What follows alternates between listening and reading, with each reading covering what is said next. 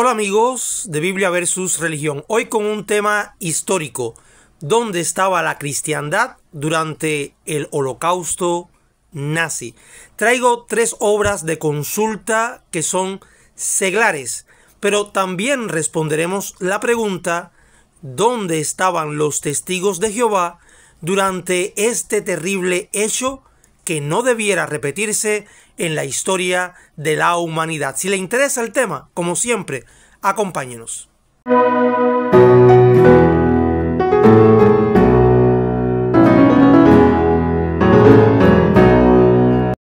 Hace unos cuantos años me llegó este libro que si usted es chileno lo va a reconocer, pues es un libro para estudiantes preparado por el Ministerio de Educación por el año 2012, de cuarto medio.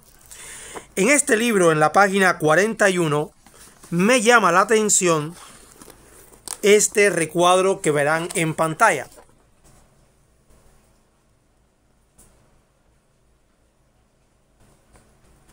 El recuadro contiene los distintivos de los campos de concentración y la cantidad de víctimas que hubieron. Un aproximado. La realidad es que nunca se sabrá a ciencia cierta una cifra exacta.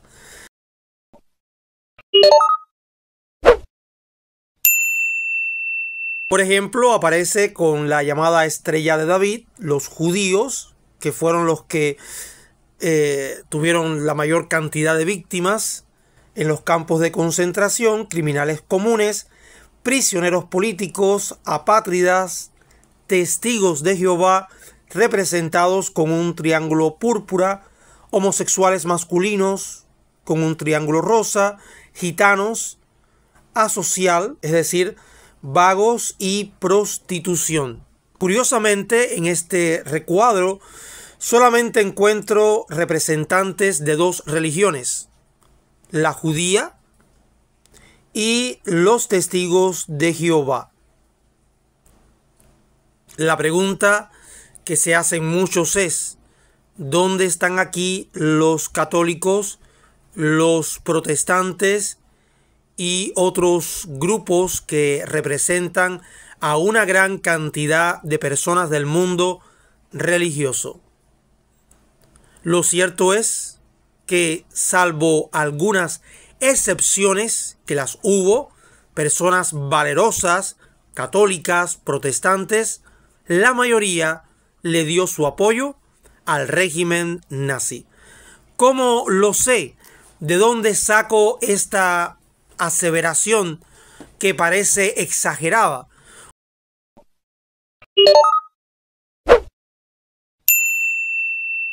Bueno, de nada más y nada menos que de un autor que, aunque es católico, le publica una editorial que no es católica. Estamos hablando de uno de los grandes historiadores, Paul Johnson, quien por su biografía fue asesor de Margaret Thatcher, de Tony Blair, es decir, estaba bien documentado porque se rodeó siempre de personas que tenían gran influencia en el mundo político. La editorial Vergara publica este libro, Historia del Cristianismo, la edición en español. ¿Qué nos va a decir Paul Johnson? Bueno, mucho sobre las ganancias que tuvo la Iglesia católica y protestante durante el Holocausto nazi, durante todo el régimen de Adolf Hitler. Ahora bien, entre las muchas cosas que va a documentar, no las puedo leer todas, leeré solamente un párrafo. Noten qué interesante, el primero y prácticamente el único gesto de protesta de los católicos fue la encíclica alemana de Pío XI, que entró clandestinamente en Alemania y fue leída el Domingo de Ramos de 1937. Atacó no solo a las violaciones del concordato, sino a las doctrinas oficiales y raciales nazis, y fue considerada una declaración de guerra por Hitler. A ver, el máximo representante de la Iglesia Católica, si hace una encíclica condenando a un régimen, debe tener una reacción favorable dentro del catolicismo, de la feligresía católica en Alemania. Pero curiosamente tuvo el efecto contrario. Hablando de Hitler, dice: la reprimió sin dificultad y no hay indicios de que esto provocase la oposición católica al régimen. Por lo tanto, los católicos les dio igual la encíclica del Papa dentro de Alemania. Más aún, Hitler se enfrentó a las iglesias oficiales sin levantar realmente la voz. A partir de 1935 utilizó las leyes sobre las divisas extranjeras para castigar a los sacerdotes y las monjas que mantenían contactos con el exterior, un recurso que más tarde fue adoptado por los estados comunistas. La Gestapo practicaba la represión cuando era necesario. Rara vez había que apelar a la severidad.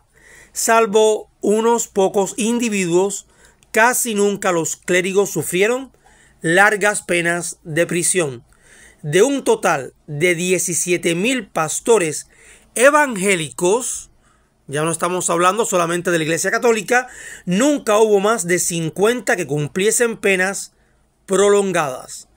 De los católicos, un obispo fue expulsado de su diócesis y otro recibió una breve sentencia por infracción a las leyes de divisas.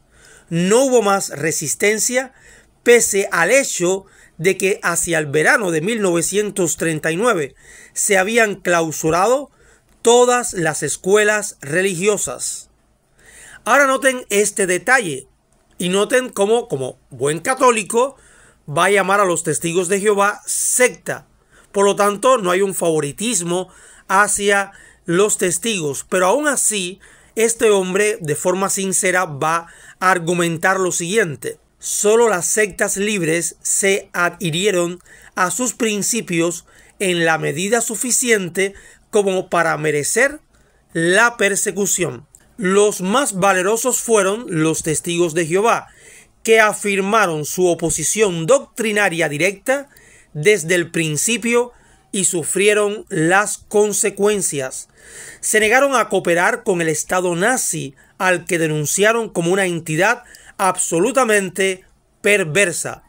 Los nazis creían que eran parte de la conspiración internacional judeo-marxista. Y aquí quiero hacer una pausa, porque después que cae el nazismo, los comunistas también persiguen en la Unión Soviética y países satélites a los testigos de Jehová. Muchos fueron sentenciados a muerte por negarse a prestar servicio militar e incitar a otros a hacer lo mismo, o bien terminaron en Dachau o en asilos para locos. Un tercio fue asesinado.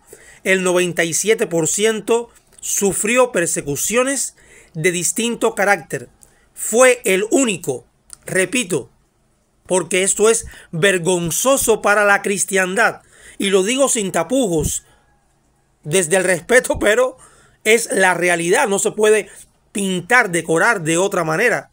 Fue el único grupo cristiano que despertó la admiración de Himmler. En septiembre de 1944 propuso a Kaltenbrunner que después de la victoria se los reinstalara en las llanuras conquistadas de Rusia. Y es que los testigos de Jehová no cesaron su predicación aún en medio de aquel atroz hecho que, repito, no debiera repetirse en la historia de la humanidad. Ahora, ¿por qué despertaron la admiración de algunos nazis, los testigos de Jehová, y de un asesino como Himmler? La respuesta la va a dar un dramaturgo suizo que nada tiene que ver con los testigos de Jehová y con la religión. Esta es la obra El Comandante, por Hur Aman. Aman va a decir lo siguiente, página 45. ¿Y de qué forma tan distinta encaraban todos la muerte? Los testigos de Jehová lo hacían con una actitud curiosamente sosegada, aunque también podría decirse transfigurada, convencidos por completo de que por fin iban a acceder el reino de los cielos.